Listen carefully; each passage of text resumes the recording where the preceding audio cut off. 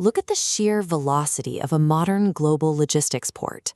Every day, customs administrations operate at a volatile intersection, securing national borders, facilitating billions in international trade, and collecting critical state revenue. They are operating in a dynamic environment, an external context defined by frequent, unpredictable shifts in trade policies, regulations, and the constant pressure to adopt digital facilitation. Over the past 2 decades, the explosion of cross-border e-commerce and rapidly shifting geopolitical alliances have intensified these pressures exponentially. Historically, traditional public administration relies on rigid, regulation-heavy organizational charts that resist sudden movement. When the external environment outpaces an institution's internal capacity to adapt, that institution becomes a regulatory liability.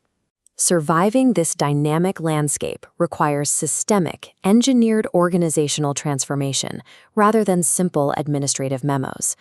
Consider the launch of a sweeping legislative mandate like the Customs Modernization and Tariff Act. It forced simultaneous procedural shifts across every level of the Philippine customs apparatus. A mandate this scale disrupts an entire operational ecosystem. Leaders must precisely categorize stakeholders.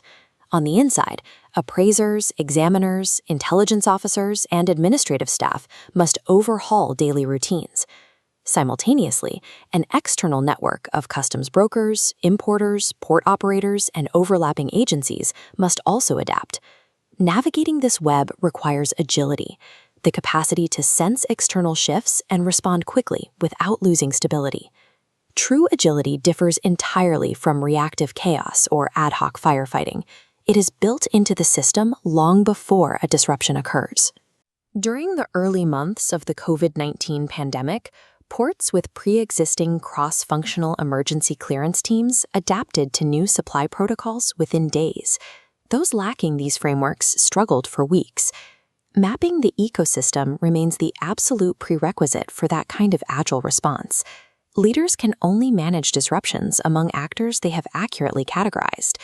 An agile structure allows the institution to continuously evolve its collective behavior through organizational learning, acquiring knowledge to improve agency operations over time. Single-loop learning is a direct operational fix to an error. Tightening inspection protocols treats the symptom while leaving systemic vulnerabilities intact. True resilience requires double-loop learning. When a syndicate exploited profiling gaps, the Bureau expanded its response to audit its entire methodology. They commissioned a broad review of their risk management, updating profiling criteria and reevaluating the assumptions that allowed the vulnerability to exist. By successfully incorporating behavioral indicators into their selectivity systems, they effectively shifted the agency's operational posture toward proactive threat detection. Look at the physical scale of these operations. The volume of data and risk moving through these terminals is staggering. Protecting global trade networks requires moving past single-loop symptom treatment to restructure the core assumptions that allow failures to occur. Guiding institutions through this level of complex transformation requires a disciplined framework. Harvard Business School professor John Cotter developed an 8-step model based on decades of research into why organizational reforms succeed or fail. Phase 1 creates the conditions for change. Step 1 establishes urgency, and Step 2 builds a guiding coalition.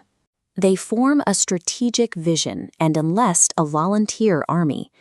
In the action phase, Step 5, removing barriers, acts as the primary failure point for bureaucratic modernization. During the implementation of the Philippine National Single Window under Executive Order 482, the execution stalled at this exact step.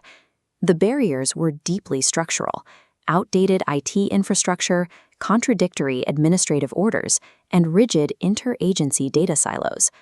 Failing to dismantle these obstacles delayed full implementation for years, demonstrating that even a strong vision cannot survive an unyielding bureaucratic structure. If barriers are cleared, organizations generate short-term wins. Piloting a paperless system builds momentum. Early wins provide a platform for Step 7, sustaining acceleration, pushing for deeper reform. Finally, Step 8 institutes the change by embedding new workflows into official training. This final anchoring ensures the reforms survive leadership transitions and shifting budget cycles. Modernization mandates stall if leaders rush the sequence. The unglamorous work of removing entrenched bureaucratic barriers is just as critical as the initial vision. Resistance is a predictable human response to uncertainty. It stems from legitimate professional concerns, as often as it does from obstructionism. In customs bureaus, pushback typically stems from specific structural fears: a nation eliminating positions, the loss of unchecked manual discretion, or the disruption of informal networks. We see this clearly in the introduction of the advance ruling system under the Customs Act. Brokers feared losing facilitation income from informal valuation negotiations, while some examiners resisted because the new system reduced their discretionary authority over classification. Overcoming this required mandatory training to build competence, psychological safety for nervous staff, and direct dialogue with the Brokers' Federation to address operational concerns.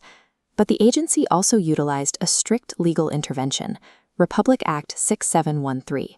This code of conduct establishes the baseline behavioral expectations for all public officials. Framing change through this legal standard neutralizes overt resistance by shifting the reform from a managerial preference into a legally enforceable standard of conduct. Successful change leaders decouple professional concerns from self-interested opposition, applying precise, tailored interventions to each.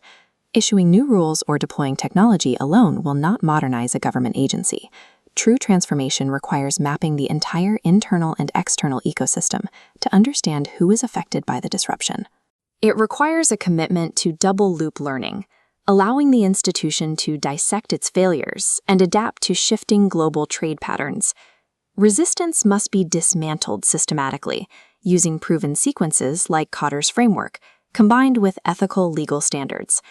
Mastering the mechanics of strategic change remains the definitive competency for public administrators, providing the path to turn rigid regulatory bodies into resilient, modern institutions.